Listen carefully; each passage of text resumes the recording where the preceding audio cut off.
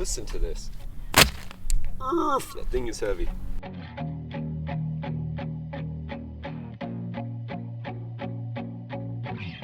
Welcome back to the Greener Lawn. Today I'm going to be dethatching my yard, but not in a traditional sense to remove thatch, the layer that's down on the soil level. I'm not going to be scarifying. I'm not going to be thinning out these blades and making room for new grass plants to grow and to fill in again because it's choking itself out. No, I'm not going to be using it for those two purposes.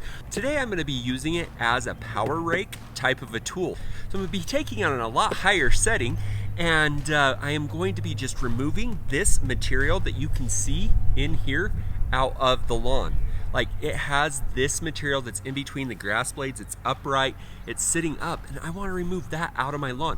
This video is going to be about how do I use a SunJoe Scarifier and Dethatcher throughout the season, because people think that it only has one use, maybe two because it has two names, but there are several uses you can use this machine for throughout the season. You kind of have to know what you're trying to accomplish with it and then match the task with the machine. So when you're looking at it, what I'm trying to get rid of is all this dead grass that's just standing up right here. There, see how easy this comes out? You get a hold of it and it's loose grass. And all I'm going to do is that rake is going to come through here like this. And now what will be left is the green. See that? How that was taken out? Now it's a lot greener right in that area. The dead grass, the winter kill off, and exposing the live grass that's starting to grow up in between. That's the reason why I'm using the Dethatcher today, is to expose this.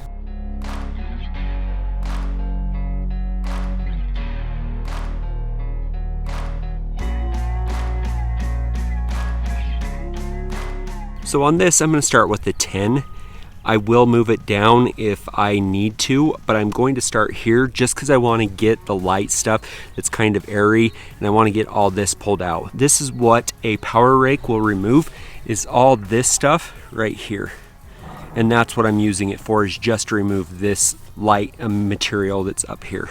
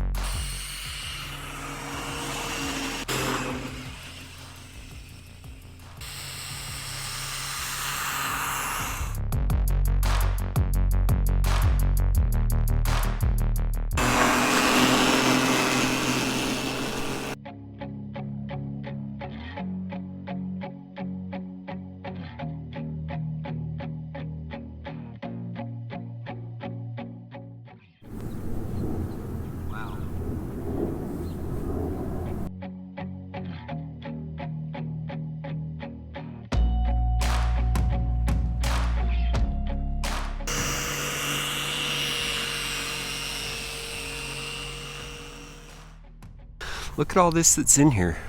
Wow. All this loose grass that's in here. And now when you kind of like rake it away, you can see that there's still some left down and in. But overall, it's allowing it to green up and look a lot better. It doesn't have this dead material in here. Really liking what it's doing. It's removing all this that it's going to have to break down naturally and getting us to a point where it can green up a lot quicker. It'll allow air to penetrate down here. It's standing these blades up. It's doing a lot of different pieces in this lawn to allow it to green up and get better.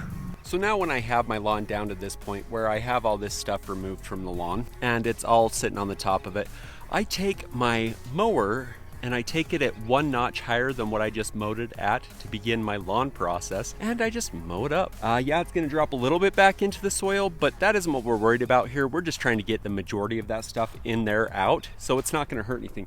And it's so dry and light, like look at how fluffy that is. Like it's just blowing away. So it's not gonna hurt anything. It'll go right up in that bag. Just watch how easily this cleans up.